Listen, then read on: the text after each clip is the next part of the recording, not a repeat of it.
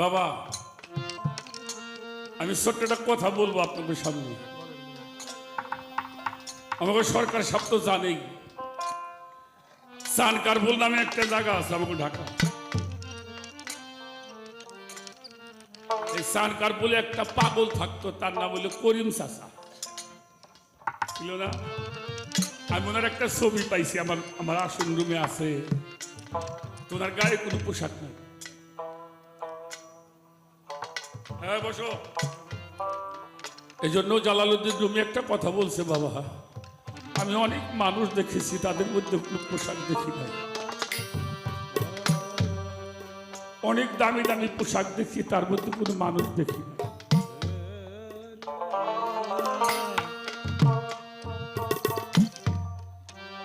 এই করিম চাচা চানকারপুলে থাকতো, উনি কোনো কাপড় চোপড় পরতো না। ঢাকা হাইকোর্টে একটা মানুষ পিওনের চাকরি করত, ওনার বাড়ি ছিল ফেনী। বাবা কথা বললো না কেউ। ওনার একটা মাত্র ছেলে, ম্যাট্রিক পাস করাইছে। তখনকার সময় ম্যাট্রিক পাস করা কিন্তু সহজ কথা ছিল না। কিন্তু ম্যাট্রিক পাস করবার পরে ওই ছেলের একটা অসুখ হইল, সেটা হলো ক্যান্সার।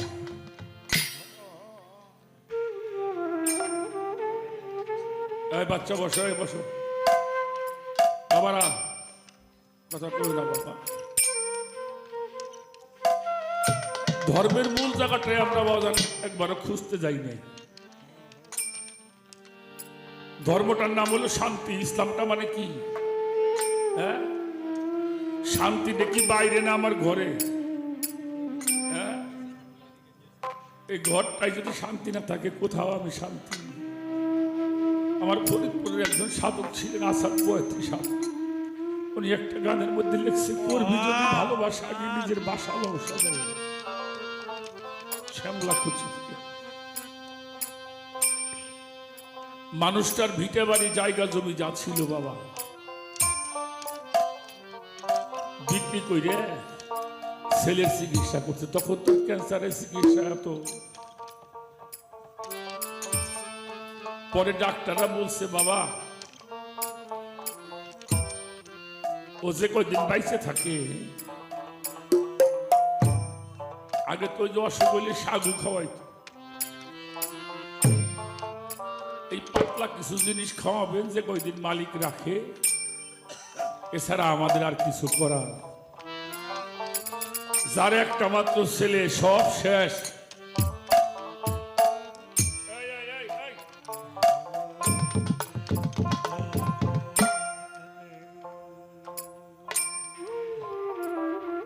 এখন হাসার জায়গা না।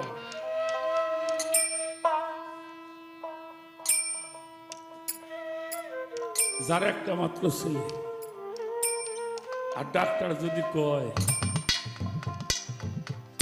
আমাদের আর কোনো চিকিৎসা নাই, মালিক যে কয়দিন রাখে, সেই বাবা আমার কতটুকু শান্তি থাকে। ক্যান্সারের কিন্তু একটা জ্বালা আছে।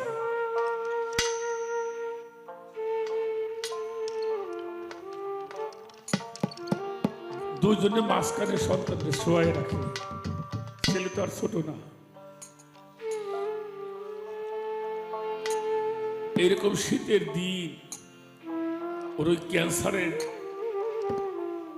ক্রিয়াটা খুব মারাত্মক আক্রমণ করছে। বাবা মা দুইজন ঘুমাই পড়ছে। রোগী টানলে তো নিজেরাও রোগী হয়ে যায়। কিন্তু ওই জ্বালার চোটে ওই যে ঘরতে কোন সময় বাইরে হয়ে গেছে বাবাও জানে না। ও বাসাইতে বাইরে হয়ে আমাদের ওই বাবু বাজারের ওই রাস্তা দিয়ে হাঁটতে হাঁটতে চানকারপুলে আসছে। দেখে একটা মানুষ কাপড় চোপড় গায়ে নাই, শীতের মধ্যে বসে আছে।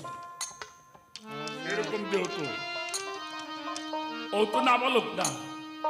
ওর মনে মনে চিনতে, এই শীতের মধ্যে যখন মানুষকে খালি জায়গায় বসে দিচ্ছে, নিশ্চয়ই কোনো মানুষকে আল্লাহর কোনো পাগল হবে। তো পাগল তো বসে রয়েছে, ও যাই পাও জড়াই ধরে কইতেছে, বাবা আমি মরে যাই আমার দুঃখ নাই, আমি যদি মরে যাই আমার মাও মারা যাবে, বাবাও মারা যাবে,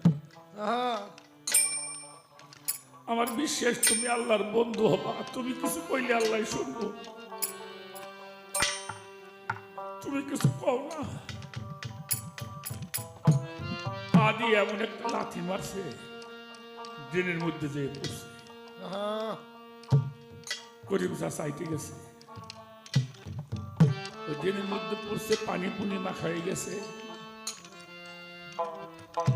আধা ঘন্টা খানিক বেহোশের মতো ছিল, একটু পরে সুস্থ হয়েছে, তাকাইছে, তাকাইও দেখে যে একেবারে সুস্থ একটা মানুষ। সুবহানাল্লাহ, সুবহানাল্লাহ। বলছে ক্যান্সারের রোগী, এটা ওর কাছে মনে, দৌড়ে চলে গেছে ঘরে, মা মা আবার কটা ভাত খাও, আবার খুব ক্ষুধা লাগছে।